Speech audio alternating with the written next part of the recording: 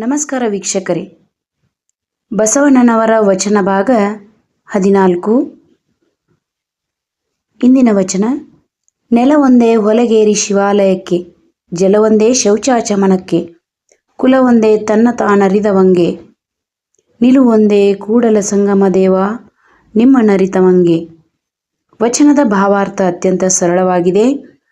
ಆ ದೇವರು ಈ ನೆಲ, ನೀರು, ಗಾಳಿ, ಬೆಳಕು ಮುಂತಾದ ನೈಸರ್ಗಿಕ ಸಂಗತಿಗಳಲ್ಲಿ ಅಸಮಾನತೆಯನ್ನು ಉಂಟು ಮಾಡಿಲ್ಲ. ಅಸಮತೆ ಎಂಬುದು ಇಲ್ಲ. ಅವೆಲ್ಲ ಸಮಾನತೆಯ ಪ್ರತೀಕಗಳು. ಅವು ಎಲ್ಲರಿಗೂ ಒಂದೇ ರೀತಿಯಲ್ಲಿ ಫಲವನ್ನು ನೀಡುತ್ತವೆ. ತನ್ನನ್ನು ತಾನು ಅರಿತವನಿಗೆ ಒಂದೇ ಮತ. ಜೀವನ್ಮುಕ್ತಿಗೆ ದೇವರು ಒಬ್ಬನೇ. ದೇವರನ್ನು ಅರಿತವನಿಗೆ ಮುಕ್ತಿ ಸಿಗುತ್ತದೆ ಎಂಬುದು ಬಸವಣ್ಣನವರ ವಿಚಾರ. ಧನ್ಯವಾದಗಳು.